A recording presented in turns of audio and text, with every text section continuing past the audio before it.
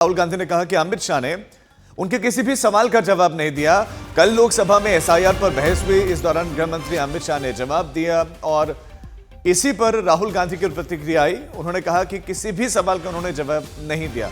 लोकसभा में गृह मंत्री अमित शाह और राहुल गांधी के बीच में तीखी नोकझोंक भी हुई थी। बाद में विपक्ष ने संसद की कार्यवाही का बहिष्कार किया। उस पर तंज भी जो है गृह मंत्री शाह ने कसा। और अब राहुल गांधी ने कहा कि अमित शाह ने उनके किसी भी सवाल का जवाब नहीं दिया। कल राहुल गांधी ने गृह मंत्री अमित शाह को चैलेंज भी दिया था।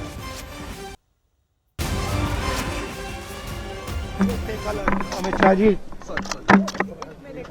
गलत लैंग्वेज यूज कर दी, हाथ कांप रहे थे, आपने ये तो सब देखा होगा। गलत लैंग्वेज यूज की, मेंटली बहुत प्रेशर में है, दबाव में है। वो दिखा कल पार्लियामेंट में, पूरे देश ने देखा। और जो मैंने बातें बोली हैं उसके बारे में उन्होंने कोई बात तो नहीं बोली, प्रूफ नहीं दिया। हमने पब्लिकली प्रेस कॉन्फ्रेंसेस में कहा है, मैंने डायरेक्टली चैलेंज किया उनको कि आ जाइए मैदान में, आ जाइए पार्लियामेंट में डिस्कस करते हैं, मेरे प्रेस कॉन्फ्रेंसेस को डिस्कस करते हैं। कोई जवाब नहीं मिला। तो रियलिटी तो आप जानते हो। आज प्रेस से बात करते हुए ये बातें कही कि गृहमंत्री अमित शाह ने उनके सवालों का जवाब नहीं दिया।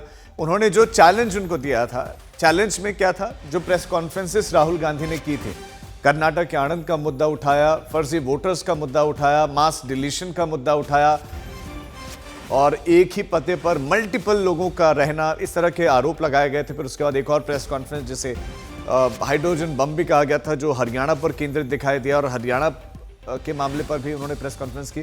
तो उन प्रेस कॉन्फ्रेंसेस पर वो चाहते हैं कि बातचीत हो, वो चाहते थे कि चैलेंज उनको दिया कि मैं आपके साथ इस पर बहस करने के लिए तैयार हूं। और अब राहुल गांधी ने कहा कि उन्होंने किसी भी बात का जवाब नहीं दिया। हमारे संवाददाता राहुल गौतम हमारे साथ जुड़ गए। राहुल, गृह मंत्री अमित शाह और राहुल गांधी के बीच में टकरार, और अब तो राहुल कह रहे हैं कि किसी सवाल का जवाब ही नहीं दिया।